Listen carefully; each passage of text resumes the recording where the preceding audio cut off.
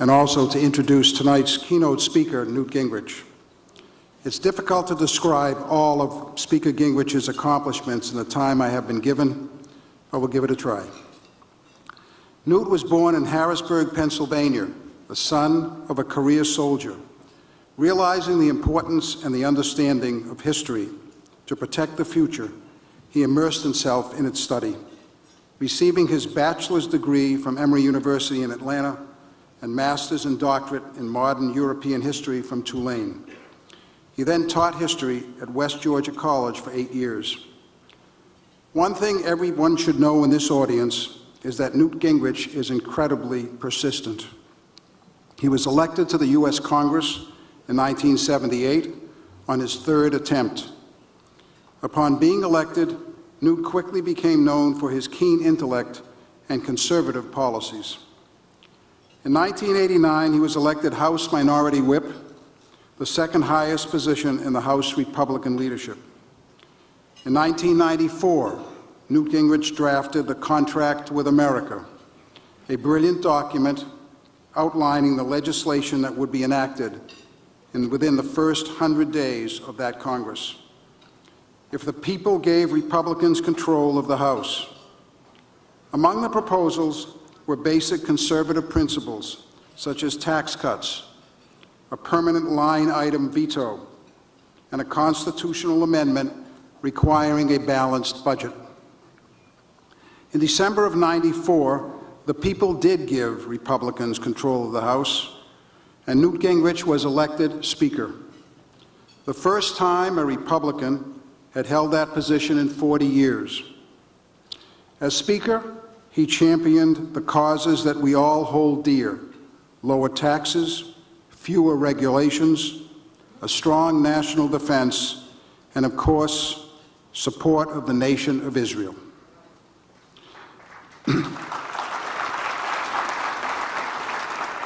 Under Newt's leadership, Congress passed the first balanced budget in a generation, leading to the repayment of over $400 billion in debt.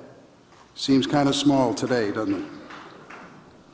Congress also cut taxes for the first time in 16 years and reformed welfare, leading to over 60% of welfare recipients either getting a job or going to school. In addition, the Congress restored funding to strengthen our defense and intelligence capabilities, an action later lauded by the bipartisan 9/11 Commission. Since retiring from Congress, Newt has remained incredibly busy. As noted, he is a voracious writer, has authored 26 books on an impressive variety of subjects. He has taught many courses, and he founded the Center for Health Transformation, an organization focused on developing free market healthcare reforms.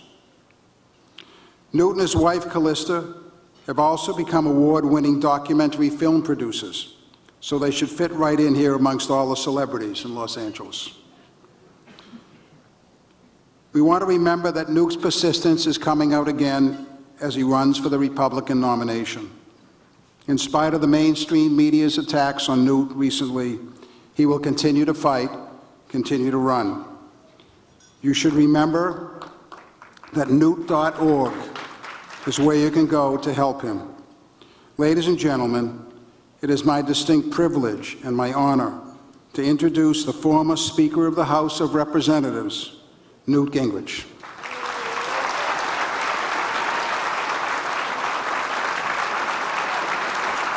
Thank you, Mike, and thank all of you for that very warm welcome. I'm honored to be here with a number of my very close friends.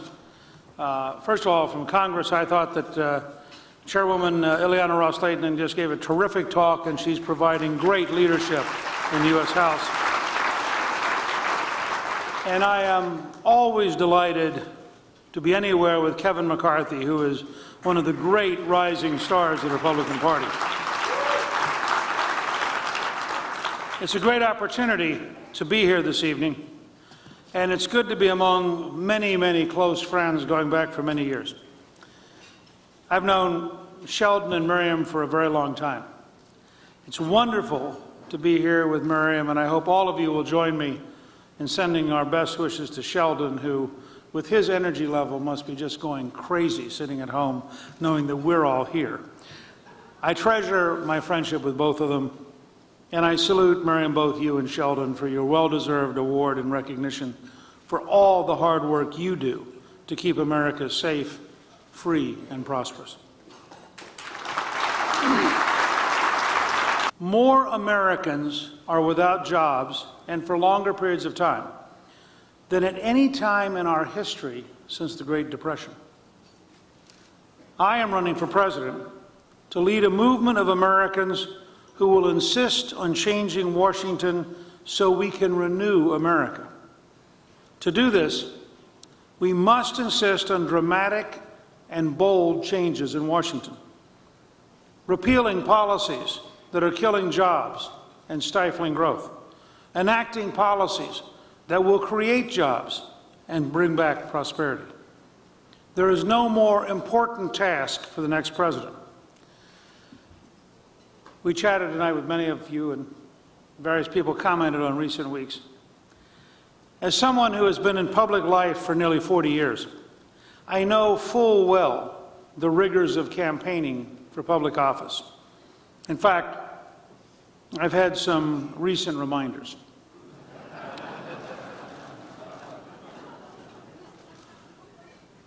But if I could paraphrase Faulkner's Nobel Prize speech, I will endure the challenges. I will carry the message of American renewal to every part of this great land, no matter what it takes. And with the help of every American who wants to change Washington, we will prevail.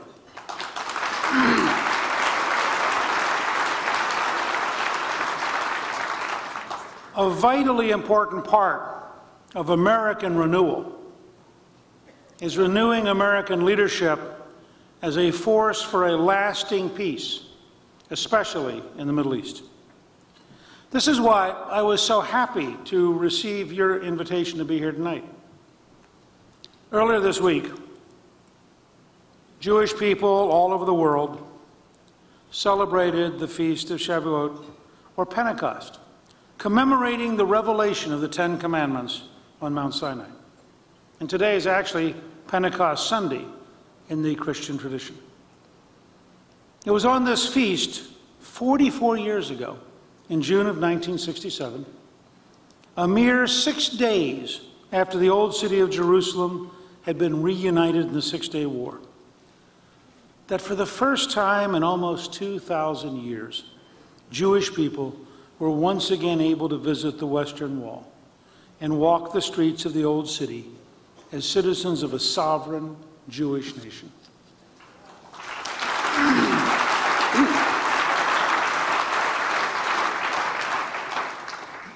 Hours before dawn that day, thousands upon thousands of Jews gathered at the Zion Gate to await entry into the city.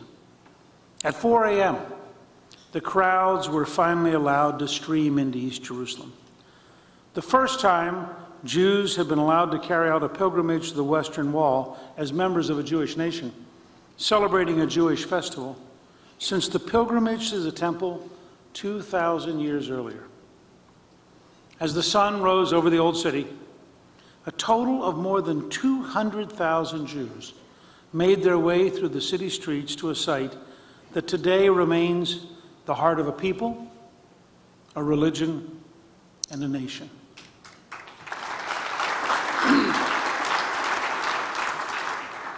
Each year, the festival is celebrated in a similar fashion by a pedestrian pilgrimage through the streets of Jerusalem to the Western Wall. It is a pilgrimage of which generations of Jews could only dream, and signifies the unbroken connection between the identity of the Jewish people and the land of Israel that has existed not for mere decades, but for thousands of years. During this last week, today's generation of Jews made a similar pilgrimage through the streets of Jerusalem, knowing that the freedom that allows them to visit their holiest sites is more endangered at this moment in history than at any time since that morning 4.5 decades ago. Indeed, both Israel and America are at a dangerous crossroads in which the survival of Israel and the safety of the United States both hang in the balance. While the United States and her allies have won important victories in the war on terrorism, it is impossible to look at the totality of the world 10 years after 9/11 and conclude that we are on the winning path or that the world is a safer place. Year after year, the forces of terrorism become stronger and the claims of terrorists become more acceptable to our European allies and more powerful in the United Nations. Year after year, the Iranian dictatorship, with its openly stated desire to annihilate Israel and defeat the United States, moves closer to having the nuclear means to do so. Year after year, Hamas grows stronger in Gaza and Hezbollah grows stronger in Lebanon. Today, the greatest obstacle toward achieving a real and lasting peace is not the strength of the enemy or the unwillingness of Israel to make great sacrifices for the sake of peace, but an inability on the part of the Obama administration and certain other world leaders to tell the truth about terrorism, to be honest about the publicly stated goals of our common enemies, and to devise policies appropriate to an honest accounting of reality.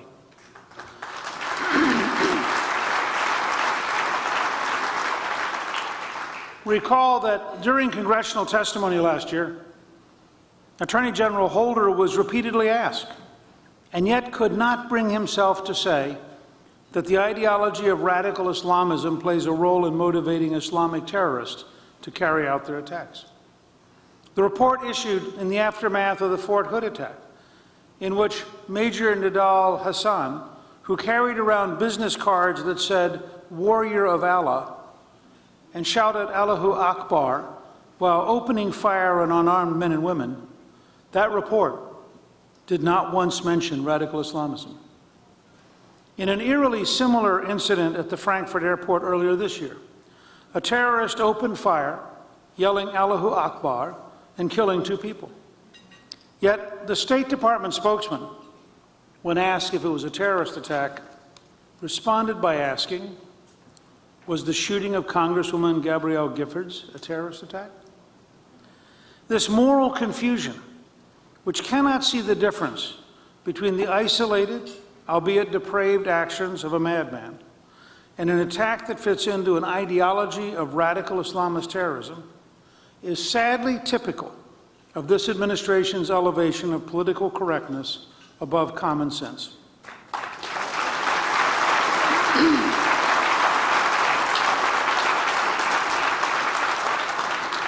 The Obama administration's policy towards Israel has been a victim of this same dangerous confusion.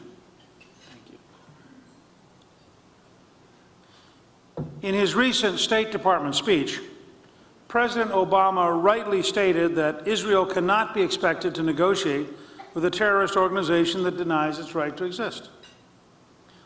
But he then went on in the same speech to pressure Israel to do exactly that.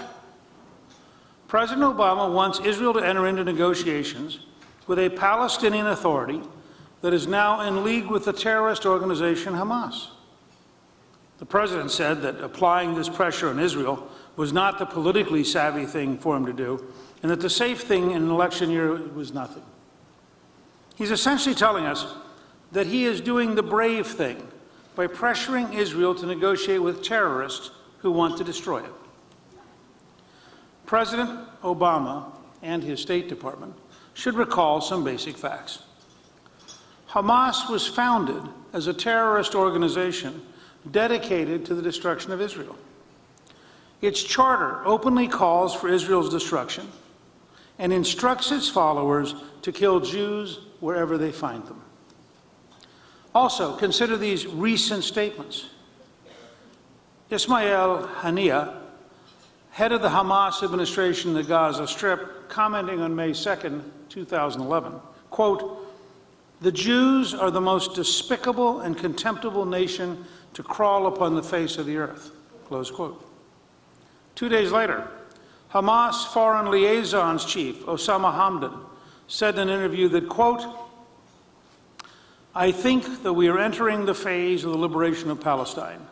When we talk about the liberation of Palestine, we are talking about the notion of return, the return of the refugees to their homeland, and the return of the Israelis to the countries from which they came."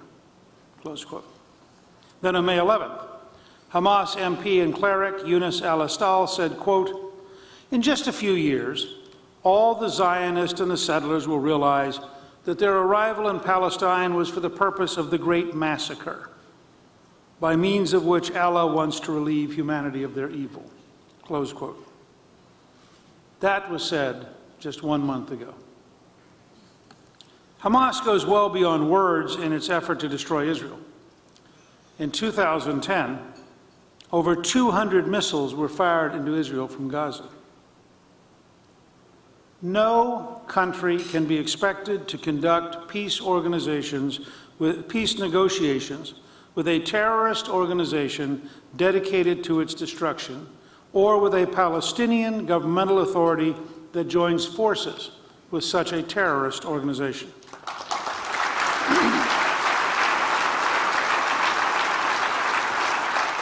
Hamas has not changed, and Israeli peace with Hamas is impossible. 20 years of hopes 20 years of hopes for the so-called peace process cannot change this fundamental reality. It also means that entering into peace negotiations with any organization that includes Hamas is a fool's errand. It is something that no friend of Israel should ever ask Israel to do. I certainly hope this administration does not resort to the meaningless exercise of trying to artificially distinguish between the military and political wing of Hamas as a way of justifying pressure on Israel to negotiate with the latter.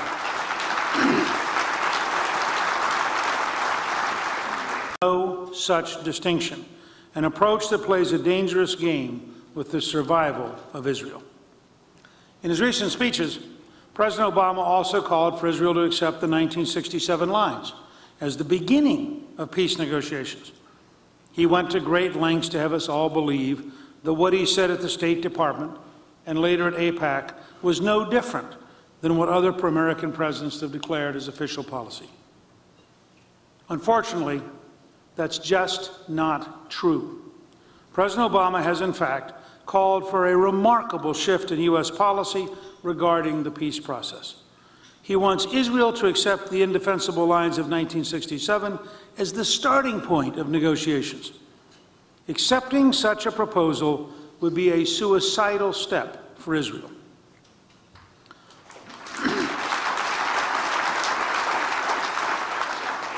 Fortunately for Israel, the President's plan for Israel to accept the 1967 lines is an absolute non-starter with the American people.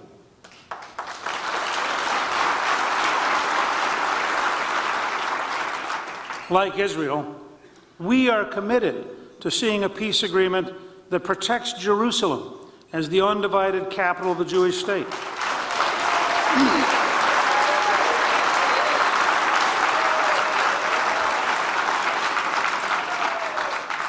After all, it has only been under Jewish authority that religious freedom, including access to holy sites, for people of all faiths, Christian, Jewish, and Muslim, has been protected.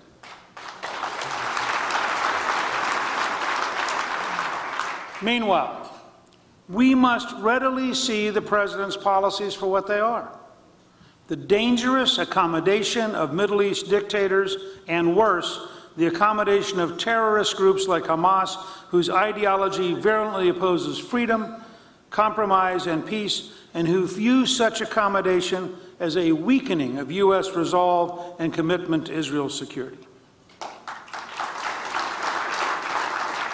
President Obama's policies represent a sharp break from the post-World War II American political consensus of providing unwavering support to the State of Israel, at the risk of Israel's destruction and increasing danger to the United States.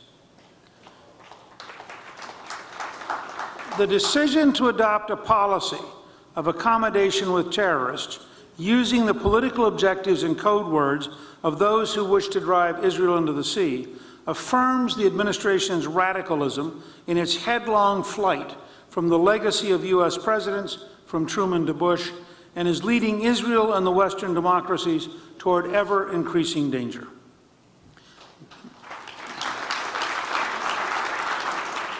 Nowhere will this danger be shown more clearly than this coming September at the United Nations General Assembly.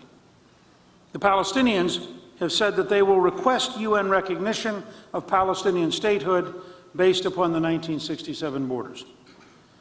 This action would violate every standing agreement the Palestinians have with Israel, including the Oslo Accords, to negotiate a final border agreement. Such a recognition would take place totally apart from any negotiation with Israel and without the Palestinians renouncing violence or acknowledging Israel's statehood. While President Obama rightly says that the United States will vote against this unilateral action, some nations, including even some in Europe, are sending the signal that they may indeed vote for it. A vote by the General Assembly to unilaterally recognize a Palestinian state would strengthen terrorists' belief that their commitment to violence and their unwavering rejection of Israel's right to exist has begun to produce their desired goals.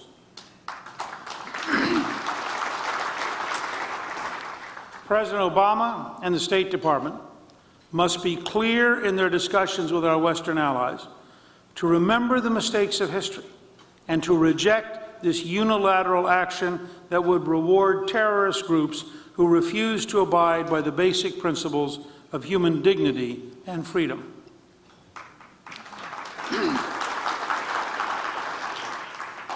Stephen Harper, Prime Minister of Canada, had it right when he said, quote, "When Israel, the only country in the world whose very existence is under attack, is consistently and conspicuously singled out for condemnation, I believe we are morally obligated to take a stand."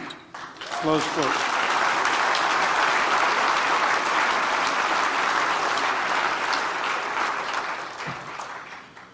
President Obama's focus on Israel as the obstacle to peace is particularly disturbing considering the existence of a true threat to the peace of the world, and that is the threat from Iran. The Iranian dictatorship is steadily and methodically developing nuclear weapons. All the world's diplomatic meetings and 4 rounds of United Nations sanctions have not slowed down the Iranian dictatorship by a single day. The Iranian leader, Mahmoud Ahmadinejad, has been very open and explicit about his desire to wipe Israel off the map. When you realize that only 3 Iranian nuclear weapons used against Israel would bring about the equivalent of a second Holocaust, you have to take his words seriously. Ahmadinejad is also threatening the United States. He has called for, quote, "a world without America," a goal he said is attainable. The Iranian threat is hardly new. Mark Bowden, in his book Guest to the Ayatollah, described the illegal 1979 seizure of the U.S. Embassy and hostage-taking as the first shots in Iran's war against America. For decades, America and Israel have shared a common enemy embodied in this poisonous ideology that threatens our safety, freedom, and peace. It is the same ideology that murdered Israeli athletes in 1972, that took Americans hostage in Iran for 444 days, that murdered Marines in their barracks in 1983, that bombed the World Trade Center in 1993, Riyadh in 1995, the Khobar Towers in 1996, the U.S. embassies in 1998, and the USS Cole in 2000. Many of the terrorist groups that have carried out these and many other attacks have been supported directly by the nation of Iran. Today, Iran is watching whether the United States keeps its promises with its ally Israel and how we deal with Iran's proxies, Hamas and Hezbollah. The Iranian regime will also be watching how America and our allies treat Israel at the UN General Assembly in September. Just earlier this week, Iran's nuclear chief announced their intention to triple their production of highly enriched uranium and to continue to install more advanced centrifuges for that purpose. Iran has also experimented with polonium and nuclear triggers, which have only one purpose: to detonate a nuclear bomb. What then should the United States do in the face of these facts? We first need to acknowledge that 20 years of trying to negotiate peace with evil regimes and evil organizations dedicated to the destruction of Israel, and in many cases to our own destruction, has been a failure.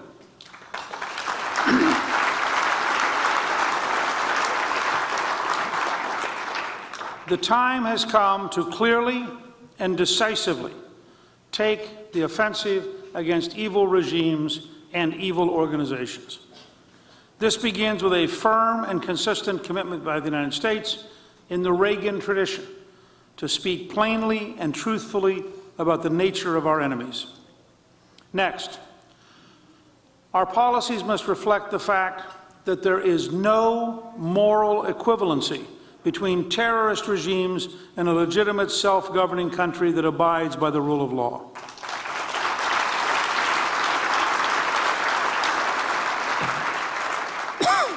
A foreign policy based upon this moral distinction is increasingly critical during a moment many have termed the Arab Spring. The uprisings in Egypt, Tunisia, and Libya are evidence of the fact that there are, indeed, millions of peace-loving Arabs who resent the brutal oppression of their leaders' dictatorships and long for a future of freedom and peace. These uprisings are tremendous opportunities for the advancement of freedom and democracy in the Middle East. At the same time, these developments are fraught with danger and bring with them the possibility that radical Islamist factions will capitalize on the upheaval and take control.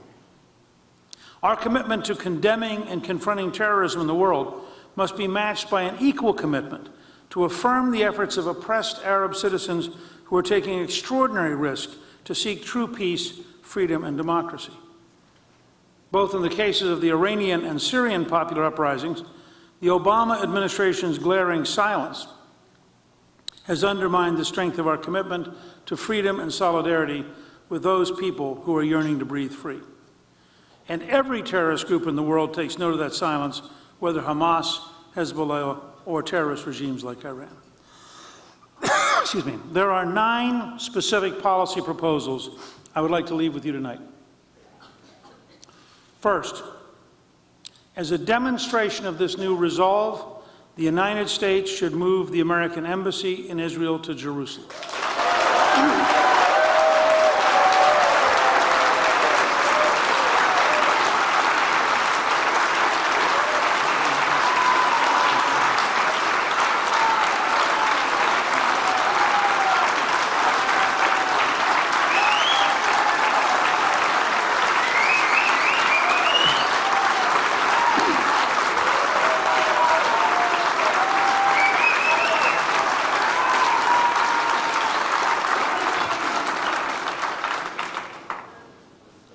Israel has every right as a sovereign free nation to choose its own capital, and we should respect that choice. As President, on my first day in office, I will issue an executive order directing the U.S. Embassy in Israel to be moved to Jerusalem as provided for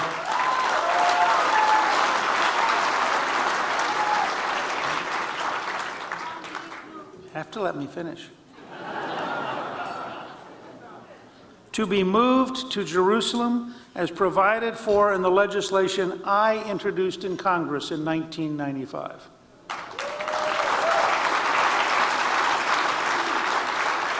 Second, the United States must refuse to participate in any talks involving terrorist organizations and cut off all direct and indirect aid to terrorists and their front groups.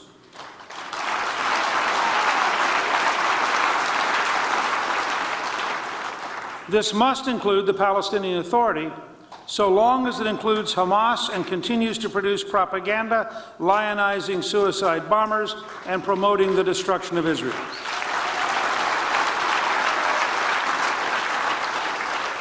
We should also call on other nations who are ostensibly committed to peace between Israel and the Palestinians to do the same. 3, the United States should explicitly reject the concept of a right of return for Palestinian refugees.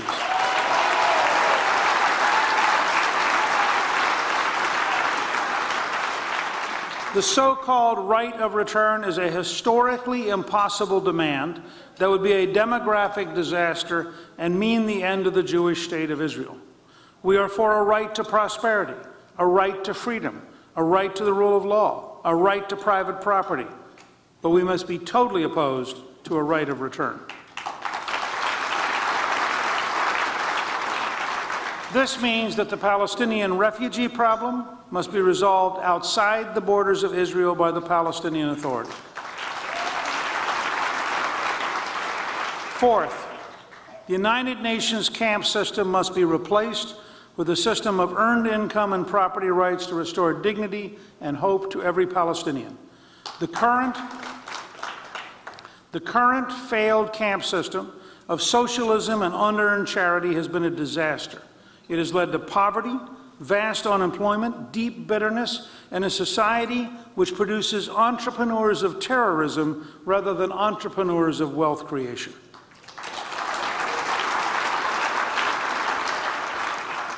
More money in the form of international aid will not solve this problem. A new approach will bring a better standard of living and greater freedom and security for Palestinians than all the terrorist efforts and dictatorships have been able to achieve for decades.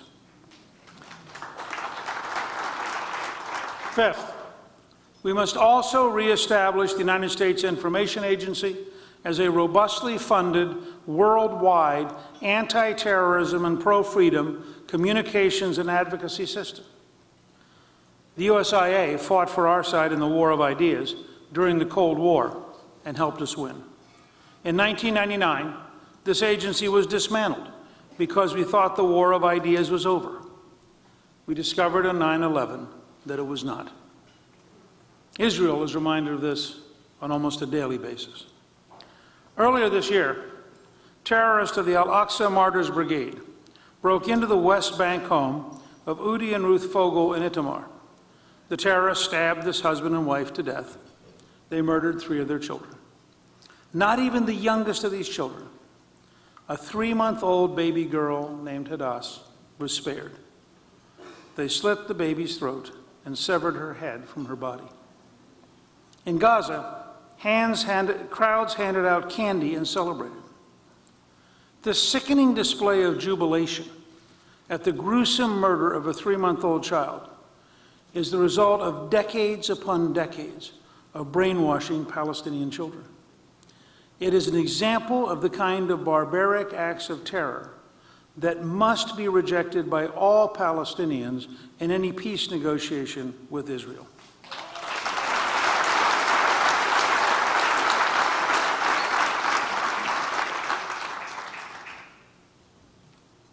The USIA helped America win the Cold War, and it can help us win the war against evil terrorist organizations and dictatorships. But to do this, we must ensure that the U.S. Information Agency once again has an independent board of governors reporting to the President and coordinating with the State Department, but not controlled by the diplomats.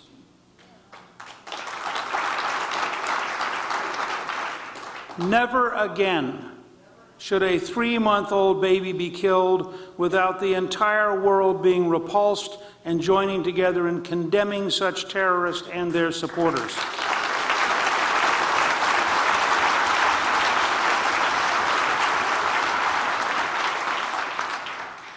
Sixth, we must aggressively confront the growing threat of a nuclear-armed Iran. The existence of the Iranian regime pursuing nuclear weapons and financing terrorism across the globe is a primary threat to the security of the United States, Israel, and our allies in the world. The United States must lead the world in an all-out effort to replace the Iranian dictatorship using the diplomatic, economic, information, political, and covert tools President Ronald Reagan used to defeat and dismantle the Soviet empire. 7th, the United States must also establish an aggressive new strategy of taking back the United Nations from the forces of terrorism and dictatorship.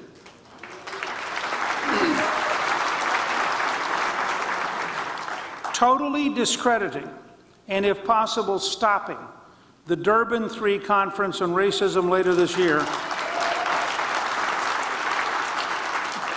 the previous 2 sessions of which have been used as a vehicle for anti-Semitism, should be an early goal of this new worldwide campaign. Furthermore, the United States must be prepared to suspend all funding to the United Nations if the General Assembly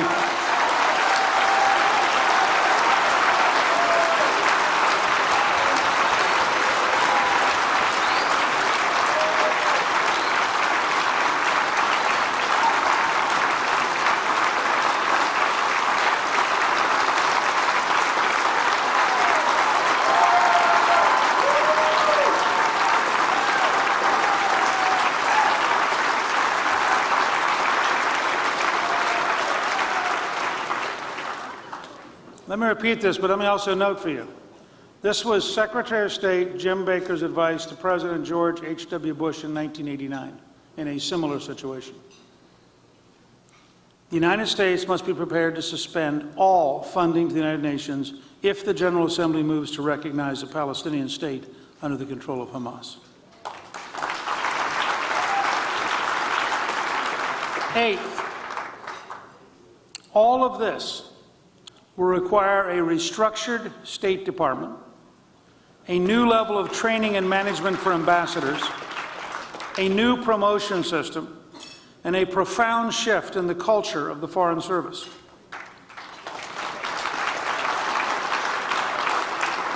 The quickest way to change the culture of the State Department is to inject new blood into the system. We must engage in fundamental reform of the overly slow and bureaucratic security clearance system to raise the level of applicants to the Foreign Service.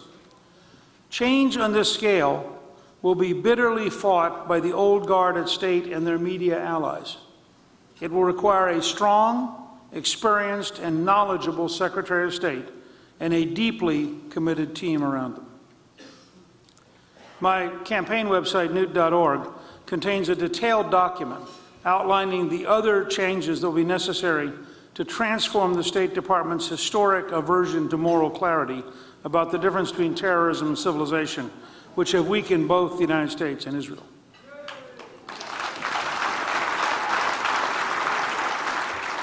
Ninth, finally, the United States must establish an American energy policy designed to strengthen our national economy and weaken our opponents in the Middle East.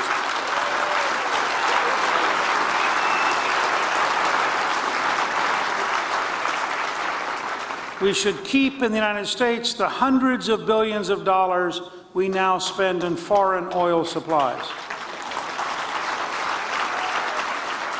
We must dramatically increase American energy supplies so we can lower the marginal cost of energy worldwide. Nothing will do more to alter the strategic balance of power away from dictatorships and state sponsors of terror than a successful American energy policy.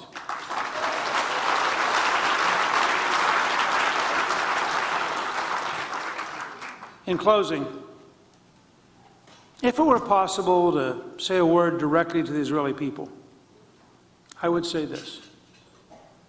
We believe, together with you, that peace is possible and that peace ultimately will come to Israel. Amen.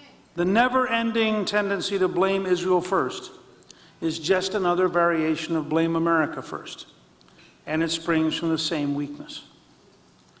It is far easier to ignore an unpleasant reality and try instead to impose your will on somebody you think you can control, rather than deal with the unpleasant reality that you are too timid to confront. If Israel disarmed today, there would be no Israel tomorrow. But if Iran, Hamas, Hezbollah, and other terrorist groups disarm today, then tomorrow we would have peace in the Middle East.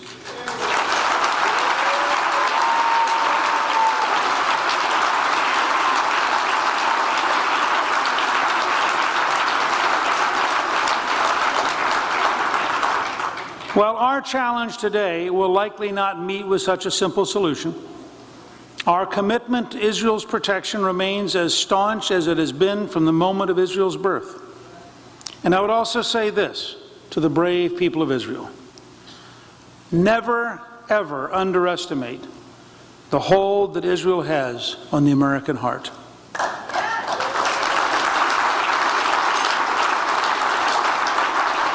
The American people have always believed in Israel, and we believe in Israel still. Together, we will renew our mutual commitment to freedom and justice, and we will work to achieve a peace in which war and bloodshed and violence are no longer a common feature of life for you and your children. On June 30th, 1936, when Abyssinia was being invaded by fascist Italy, Emperor Haile Selassie appealed to the League of Nations Assembly for assistance. He said, quote, "It is us today. It will be you tomorrow." We know that if the forces of terrorism could eliminate Israel today, they would turn toward America tomorrow. That is why we must reverse the Obama administration's dangerous policies of incoherence and accommodation.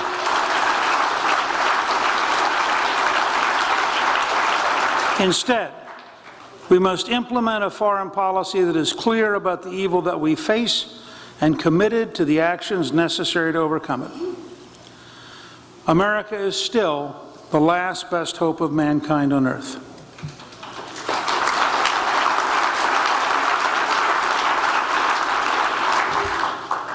I believe, as President Ronald Reagan did, that the goal of U.S. foreign policy must be the promotion of peace, but that it must be a real peace where freedom can flourish and justice can prevail, not a false peace that emboldens terrorists, tyrants, and murderous ideologies to extend their evil throughout the world. It is toward this possibility of real peace that America must commit itself. No other nation in the history of the world has been so inexorably tied to the fate of freedom throughout the world. The time has come to reaffirm America's commitment to freedom and the rule of law, to stand firmly and courageously against terrorism and evil organizations and dictatorships. It is time to stand firmly with our friends. Together, those of us who believe in freedom will defeat tyranny for the 4th time in a century. Together, we will earn for our children and grandchildren a freer and safer world. This is our duty. This is our generation's rendezvous with destiny. Thank you, and God bless you.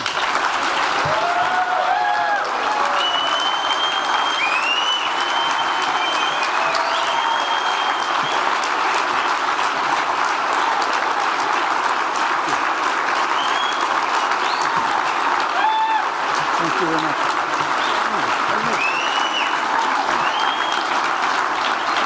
Thank you very much.